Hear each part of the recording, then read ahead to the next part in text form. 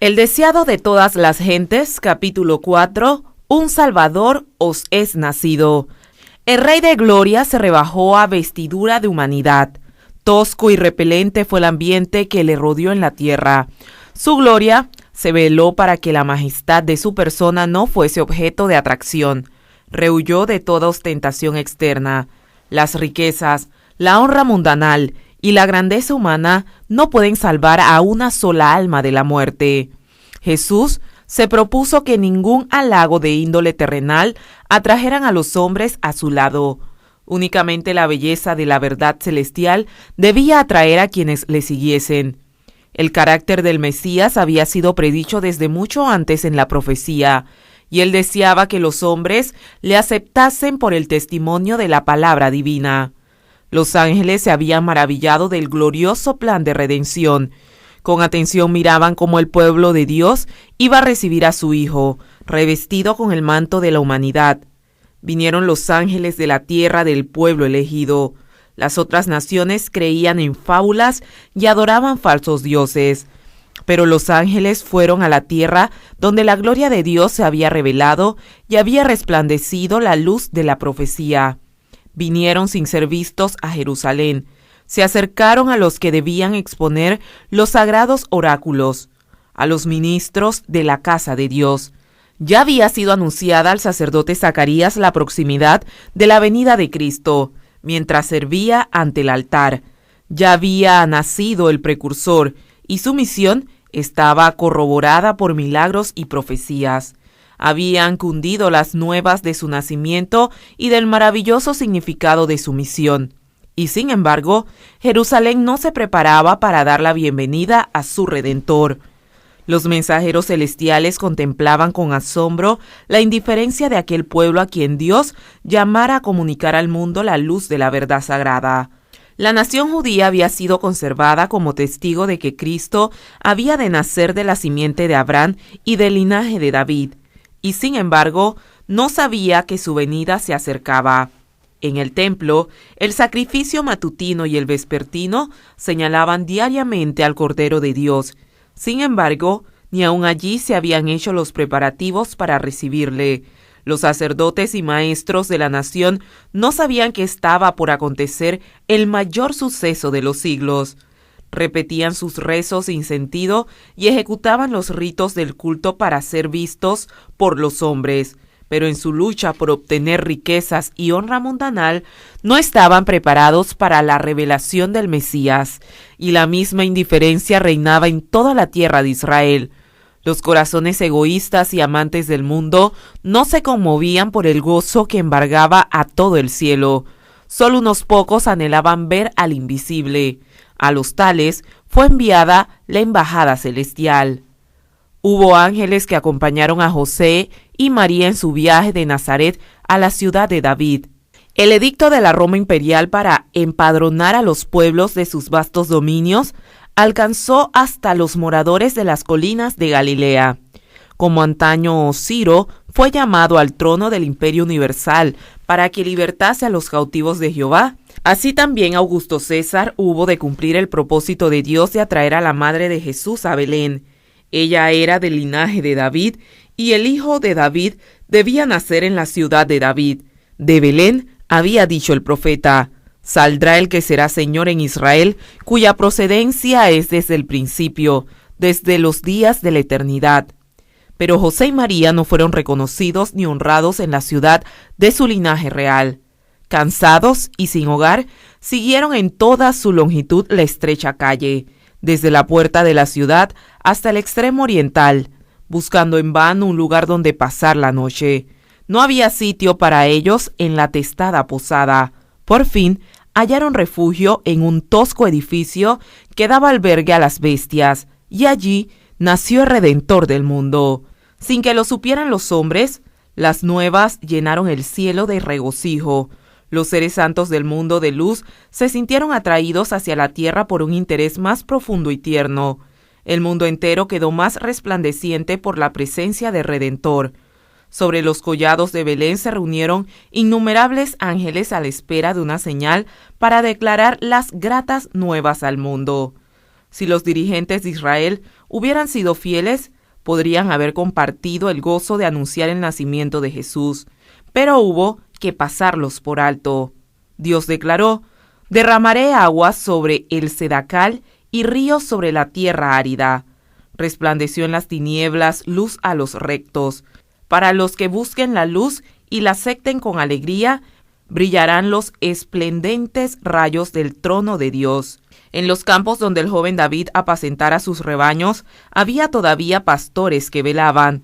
Durante las silenciosas horas de la noche, hablaban del Salvador prometido, lloraban por la venida del Rey al trono de David. Y he aquí, el ángel del Señor vino sobre ellos, y la claridad de Dios les cercó de resplandor, y tuvieron gran temor.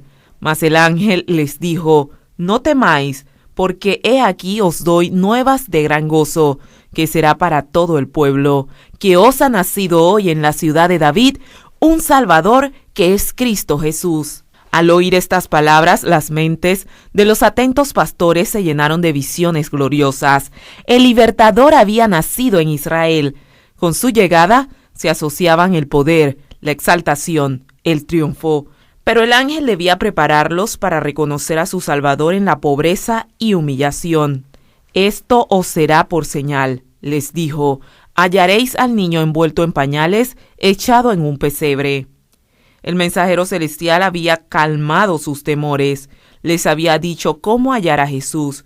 Con tierna consideración por su debilidad humana, les había dado tiempo para acostumbrarse al resplandor divino. Luego el gozo y la gloria no pudieron ya mantenerse ocultos. Toda la llanura quedó iluminada por el resplandor de las huestes divinas. La tierra enmudeció, y el cielo se inclinó para escuchar el canto. Gloria en las alturas de Dios, y en la tierra paz, buena voluntad para con los hombres. Ojalá la humanidad pudiese reconocer hoy aquel canto.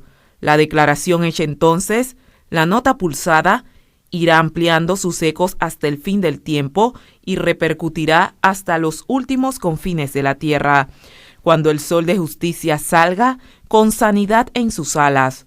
Aquel himno será repetido por la voz de la gran multitud como la voz de muchas aguas, diciendo: ¡Aleluya! Porque reinó el Señor nuestro Dios Todopoderoso. Al desaparecer los ángeles, la luz se disipó, y las tinieblas volvieron a invadir las colinas de Belén. Pero en la memoria de los pastores quedó el cuadro más resplandeciente que hayan contemplado los ojos humanos. Y aconteció que como los ángeles se fueron de ellos al cielo, los pastores dijeron los unos a los otros: pasemos pues hasta Betlén y veamos esto que ha sucedido, que el Señor nos ha manifestado. Y vinieron aprisa y hallaron a María y a José y al niño acostado en el pesebre. Con gran gozo salieron y dieron a conocer cuánto habían visto y oído, y todos los que oyeron se maravillaban de los que los pastores le decían. Mas María guardaba todas estas cosas, confiriéndolas en su corazón, y se volvieron los pastores glorificando y alabando a Dios. El cielo y la tierra no están más alejados hoy que cuando los pastores oyeron el canto de los ángeles. La humanidad sigue siendo objeto de la solicitud celestial, tanto como cuando los hombres comunes de ocupaciones ordinarias se encontraban con los ángeles al mediodía y hablaban con los mensajeros celestiales en las viñas y los campos. Mientras recorremos las sendas humildes de la vida, el cielo puede estar muy cerca de nosotros. Los ángeles de los atrios celestiales acompañarán los pasos de aquellos que vayan y vengan a la orden de Dios. La historia de Belén es un tema inagotable. En ella se oculta la profundidad de las riquezas de la sabiduría y de la ciencia de Dios. Nos asombra el sacrificio realizado por el Salvador al trocar el trono del cielo en el pesebre y la compañía de los ángeles que le adoraban por las bestias del establo. La presunción y el orgullo humano quedan reprendidos con su presencia. Sin embargo, aquello no fue sino el comienzo de su maravillosa condescendencia. Habría sido una humillación casi infinita para el Hijo de Dios revestirse de la naturaleza humana, aun cuando Adán poseía la inocencia del Edén. pero Jesús aceptó la humanidad cuando la especie se hallaba debilitada por 4000 años de pecado. Como cualquier hijo de Adán, aceptó los efectos de la gran ley de la herencia, y la historia de sus antepasados terrenales demuestran cuáles eran aquellos efectos. Mas Él vino con una herencia tal para compartir nuestras penas y tentaciones, y darnos ejemplo de una vida sin pecado. En el cielo, Satanás había odiado a Cristo por la posición que ocupara en las cortes de Dios. Le odió aún más cuando se vio destronado. Odiaba a aquel que se había comprometido a redimir a una raza de pecadores. Sin embargo, a ese mundo donde Satanás pretendía dominar, permitió Dios que bajase su Hijo como niño impotente, sujeto a la debilidad humana. Le dejó arrostrar los peligros de la vida en común con toda alma humana, pelear la batalla como la debe pelear cada hijo de la familia humana, aun a riesgo de sufrir la derrota y la pérdida eterna. El corazón del Padre humano se conmueve por su Hijo. Mientras mira el semblante de su hijito, tiembla al pensar en los peligros de la vida. Anhela escudarlo del poder de Satanás y evitarle las tentaciones y los conflictos.